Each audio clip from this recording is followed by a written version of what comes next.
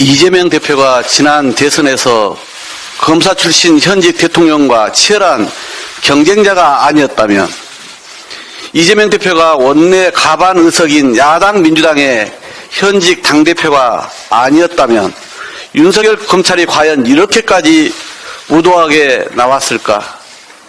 정말 묻고 또 묻지 않을 수 없습니다. 정말 해도 너무합니다. 정권의 하수인임을 숨기지 않겠다는 듯 윤석열 검찰의 정적 제거, 야당 탄압은 거침이 없습니다. 다 끝난 성남 FC 사건의 무리한 소환에도 자진 출석했건만 윤석열 정권은 명절 대목에 밥상 여론이 얼마나 급했는지 검찰이 일주일도 안 돼 추가 소환 통보를 언론에 먼저 흘렸습니다. 김성태 쌍방울 전 회장도 기막힌 타이밍에 검거해 국내로 송환했습니다. 그 사이 언론은 단독을 붙여 앞다퉈 기사를 쏟아냈습니다. 1년 4개월 동안 증거 하나 못 찾은 검찰이 언론을 통해 실체 없는 의혹을 수없이 반복 재생하며 제1야당 대표를 올가매려합니다.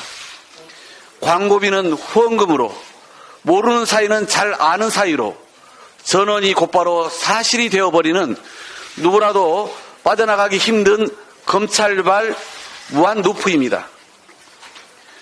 의혹의 가짓수는 물론 참모와 보좌진, 가족까지 그 대상도 전방위적입니다. 군사 독재 시절에도 이처럼 야당 대표를 공개적으로 망신 주고 모욕한 전례는 없었습니다. 윤석열 검찰의 목적은 누가 봐도 정적 제거, 그 이상도 그 이하도 아닙니다. 하지만 검찰의 막장 줄 소환에도 이재명 대표는 또 한 번 자진 출석 입장을 밝혔습니다. 당당하게 홀로 나가겠다는 이재명 대표가 이 부당한 탄압을 의연히 이겨낼 수 있도록 우리 국민과 당원들이 함께 마음을 모아주실 것으로 믿습니다. 윤석열 정권의 정적 제거는 여당이라고 피해갈 수 없습니다. 해임도 모자라 윤핵관들과 대통령 비서실장까지 나서 나경원 전 의원을 부관 참시하더니 초선 의원 연판장은 당 선관위 의원들이 직까지 사퇴하며 서명을 이어가 어느덧 50명까지 늘었다고 합니다.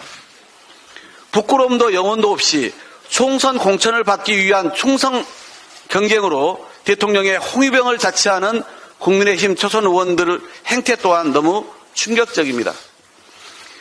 이는 모두 내 편 외엔 모두 적이란 인식의 윤석열 대통령 때문입니다.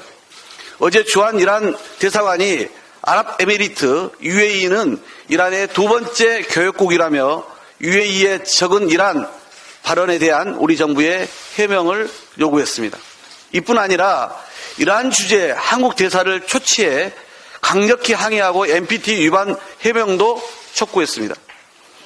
말 한마디에 천냥빚을 갚기는커녕 윤석열 대통령 자신이 외교 참사를 일으키며 국익을 훼손하고 국격을 갉아먹고 있습니다.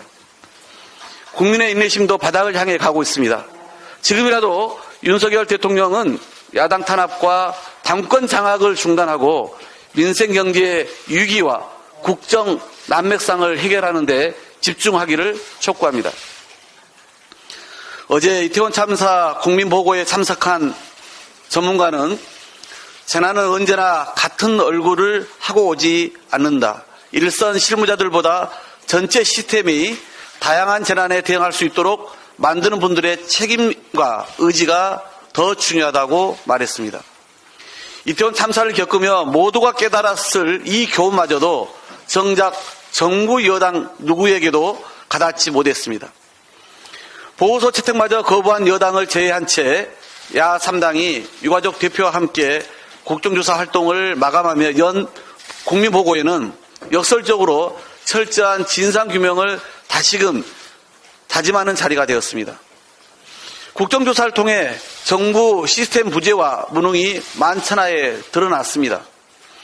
대통령실 위기대응 체계는 허술했고 정부의 인파관리 대책은 미흡했으며 경찰의 신고 대응 체계 역시 붕괴 수준이었습니다. 하지만 아직도 대통령의 진정성 있는 공식 사과 한마디 없고 재난안전의 총괄 책임자인 이상민 장관은 여전히 자리를 지키고 있습니다. 책임자들의 문책과 처벌은 국민에 준엄한 명령입니다.